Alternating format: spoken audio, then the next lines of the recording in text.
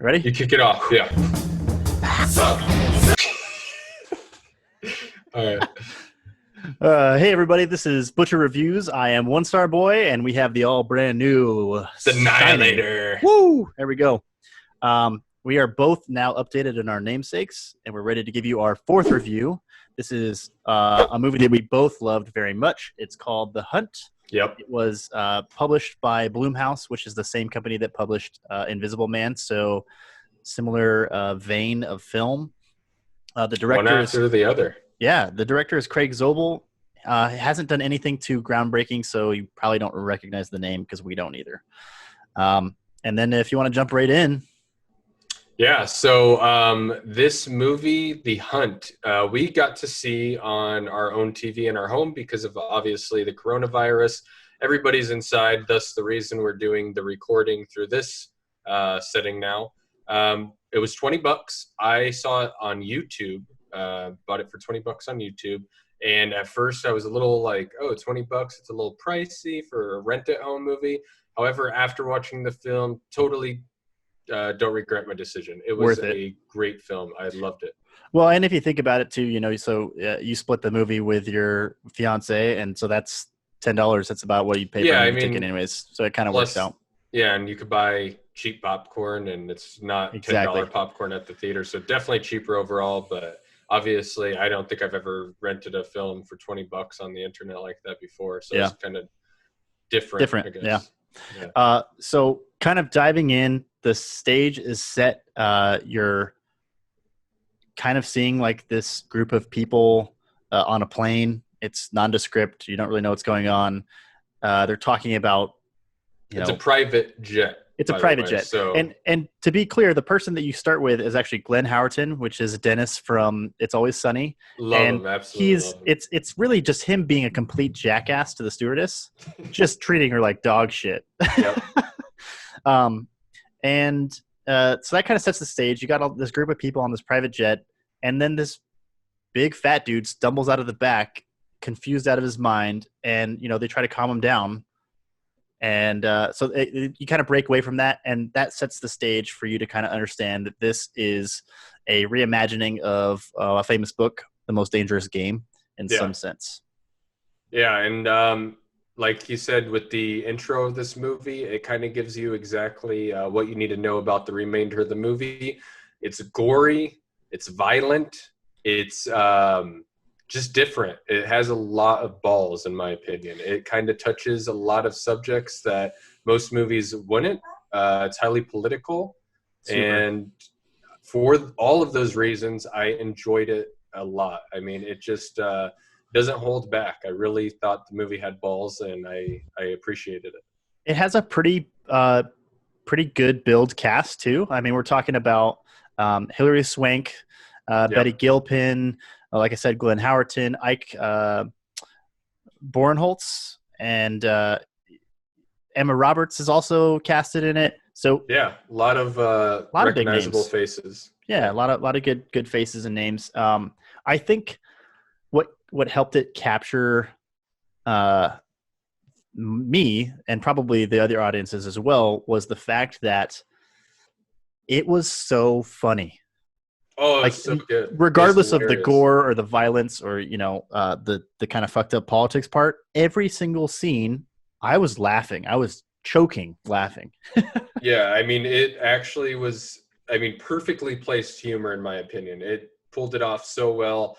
Lots of funny parts. Did anything not hit? I mean, every joke landed. I think that the scripting felt a little haphazard, like it felt a little sloppy. But, they had an intent, which was, hey, let's politically charge, kill each other. And that's what they did. So, yeah, and everything's very relevant to our times, politically wise. I mean, I think they hit the nail on the mark.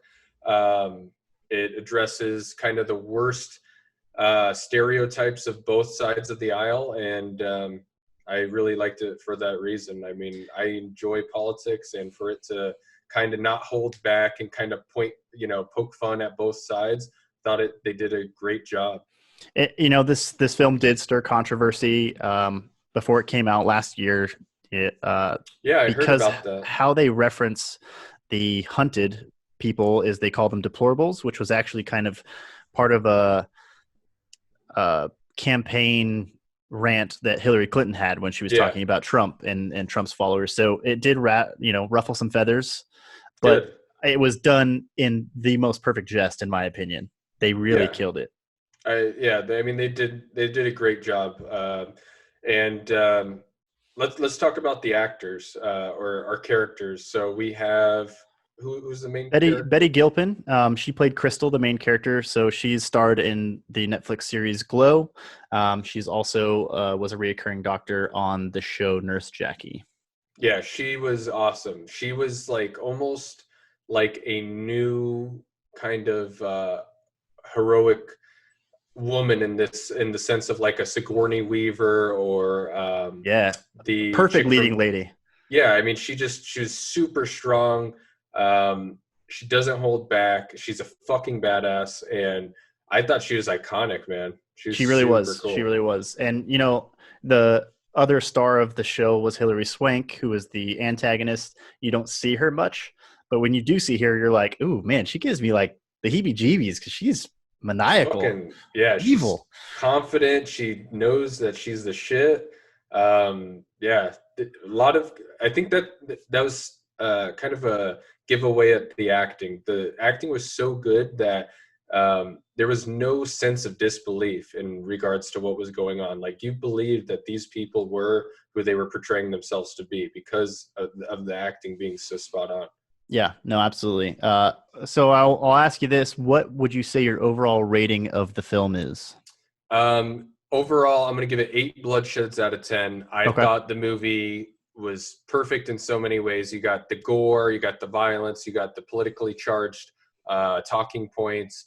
My only I wouldn't even call it a downfall. The movie's pretty short. I think it's an hour and 30 minutes. Yeah, sounds about right. Um, and I just was like, damn, that was pretty short. We could have used a little bit more. You could have added some more in there without it being too overdrawn and still contributing to the movie.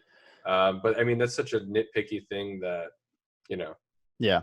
Well, and so for me, I'm sitting at a 7. I loved it though. Like it's one of those things. It's a 7 because I think the scripting, like I said, was a little haphazard, Mhm. and kind of like you said, and that's part of the scripting is they kind of rushed. It seems like through some of the turning point Yeah. of the film instead of giving it more justice and having more vengeance, I guess, from the protagonist Crystal. So that in mind, I loved it though, like front to end. I laughed the whole time. I was completely engaged. It counter to our last review where Invisible Man, you got to that halfway point and you're kind of like, okay, I kind of know what's going to happen. Like the whole time Yeah. I was just like, what the fuck? This movie was unpredictable in a lot of ways, starting from the very get go, where you're seeing recognizable faces that you're going to assume that are going to, oh, these guys are definitely, the people that are going to be out throughout the whole movie. We won't spoil anything, but Yeah. it definitely takes a turn for the worse for a lot of people in the movie. And I Most like that they most of did them. that. Yeah. Yeah. Yeah. So I thought that was Uh, awesome. well, I think that's it for this review, everybody. Again, I am One Star Boy. The Annihilator. And we are Butchered Reviews. Please give us a like, comment, follow, subscribe, paste, copy, whatever. Just hang out with us.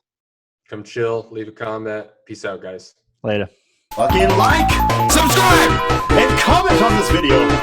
Do it.